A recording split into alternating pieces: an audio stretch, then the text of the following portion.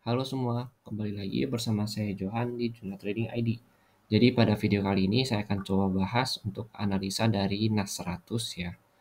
Jadi NAS 100 ini adalah kategori indeks yang biasa sering saya mainkan, cuma emang jarang saya analisa untuk si NAS 100 ini. Nah kalau untuk analisanya saat ini kalau kita perhatikan memang secara teknikal si NAS 100 ini sudah breakout dari trendline downtrendnya di sini.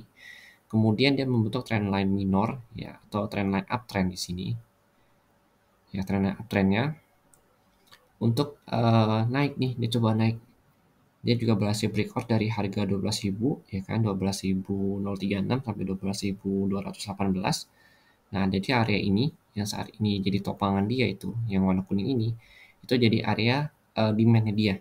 Ya, begitu dia naik, breakout dari tes ke sini ya kan, kemudian dia naik. Jadi untuk trendline ini dia baru terbentuk yang namanya 2 poin. 1, 2. Nanti kalau misalkan kan kalau kita perhatikan di sini kan ada Vibo 161.8 ya, dia harga 13.000. Nah, ini adalah target dia. Jadi kalau misalkan dia belum bisa breakout dari Vibo ini ya kan, dia akan turun lagi kurang lebih ke area 61 di sini ya. Kurang lebih ke area 61 di 12.433 atau di 12.540 di sini. Jadi kurang lebih ada di area sini turunnya. Nanti kalau misalkan dia konfirmasi tren seperti ini, baru dia akan lanjut naik.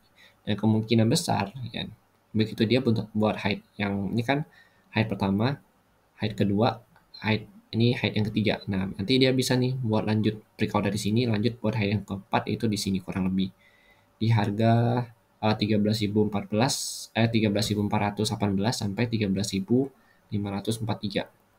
Jadi memang kalau untuk indeks ini ya kita cenderung untuk melihat pasar ya, baik itu pasar Asia, terus bisa itu juga pasar Eropa.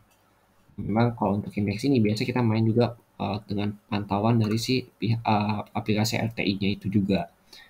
Nah, ini adalah salah satu struktur naik yang ada di NAS 100 ya kalau saya perhatikan. Karena kan gini, yang pertama itu dia buat height low di sini ada height-nya ya. Nah, ini height yang ini itu adalah height yang sebelum di sini. Jadi ini belum bisa disebut sebagai higher height. Ini juga belum bisa disebut sebagai higher height. Nah, begitu dia breakout dari sini, ya kan? Dia breakout dari sini, ini kan tercipta height baru dari height yang ini. Nah, ini baru kita sebut sebagai higher height yang pertama. Kan? Dia turun di tes, ini dia sedang membuat yang namanya higher height yang kedua. Nah, kebetulan dia breakout dari Vibo 100, berarti kan targetnya itu di Vibo 161.8 ya. Berarti di 13.070. Nah, kalau dia nggak breakout dari sini, berarti dia ngebentuk yang namanya higher height yang kedua. Ya, higher height yang kedua, kemudian dia turun, dia bentuk lower low yang baru lagi di atas, lower height yang baru lagi, baru dia lanjut nih naik. Dia buat lagi higher height yang selanjutnya. Higher height yang ini kan 1, 2, 3.